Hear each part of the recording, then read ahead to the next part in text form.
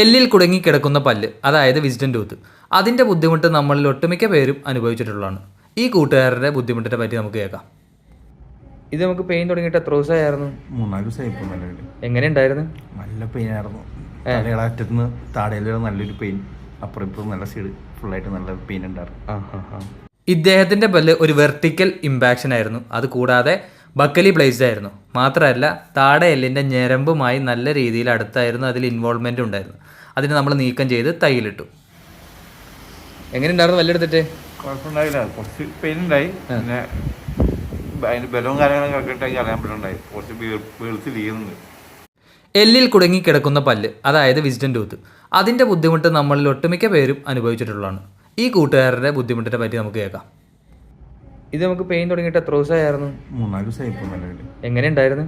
നല്ല പെയിൻ ആയിരുന്നു. അറ്റത്തുനിന്ന് താടയിലൂടെ നല്ലൊരു പെയിൻ, അപ്പുറം ഇപ്പുറം നല്ല സൈഡ് ഫുള്ളായിട്ട് നല്ല പെയിൻ ഉണ്ടായിരുന്നു. ഇദ്ദേഹത്തിൻ്റെ പല്ല് ഒരു വെർട്ടിക്കൽ ഇമ്പാക്ഷൻ ആയിരുന്നു. അത് കൂടാതെ ബക്കലി ബ്ലേസ്ഡ് ആയിരുന്നു. മാത്രമല്ല താട എല്ലിൻ്റെ ഞരമ്പുമായി നല്ല രീതിയിൽ അടുത്തായിരുന്നു അതിൽ ഇൻവോൾവ്മെൻ്റ് ഉണ്ടായിരുന്നു. അതിന് നമ്മൾ നീക്കം ചെയ്ത് തൈലിട്ടു. എങ്ങനെയുണ്ടായിരുന്നു പല്ലെടുത്തിട്ട്? കുഴപ്പമുണ്ടായില്ല, കുറച്ച് പെയിൻ ഉണ്ടായി. പിന്നെ അതിന് ബലവും കാര്യങ്ങളൊക്കെ കിട്ടാൻ അറിയാൻ പറ്റുന്നുണ്ടായി. കുറച്ച് വെളുത്ത് വീഴുന്നുണ്ട്.